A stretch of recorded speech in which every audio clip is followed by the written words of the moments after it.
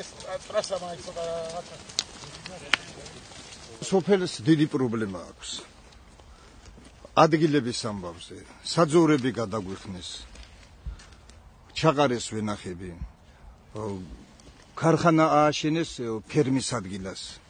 ფერმა იყო კომპლექსი, დაადგეს, მააშენეს და ხალხს შეგვპირდნენ, რომ აი სოფელისთვის ვაკეთებთ ქარხანას, სხვაგან წასაღები აღარ გექნებათ, მარჯვეთ იქნება ყველაფერი.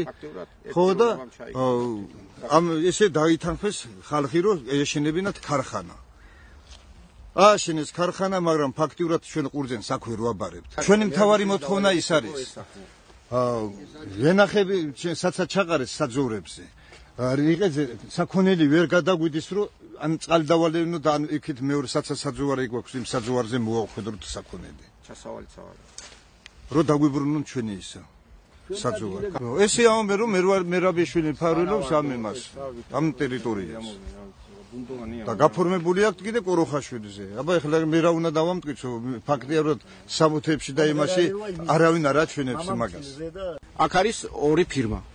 აქ არის შატო თელავი დაარქვეს, რომლებიც ეპატრონებიან ვენახებს, ვითომ ეპატრონებიან ფაქტიურად ჯაგავენ, არცულიან, არც ხელფასებს დროულად მაინც და მაინც და აქ მიმუშავე მე შარშან და დღესაც არ ამიღე შარშან წინ და დღესაც არ ამიღია ფული. საძოვარი არა გვაქვს, გამოგვიყო რომ რაც გვეკუთვნოდა სოფელს ის 100 დაგვიბრუნონ ის 100 ჰექტარი, კანონით გვეკუთვნოდა. თუ მიმართეთ სოფლის გამგეობას დახმარებას. სოფლის გამგეობამ რა უნდა გითხრეს, არაფერი გას. არაფერი მიმართეთ, მაგრამ არაფერი ფუჭი აღმოჩნდა ეს ყველაფერი გას.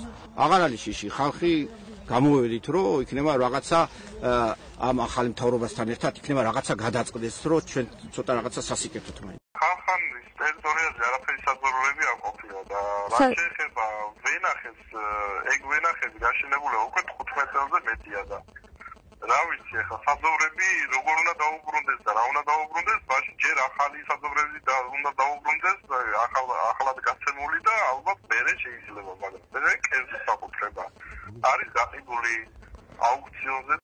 მოსახლეობამ თხოვა გამოსულიყავი და მიგოყო რაიმე ზომები.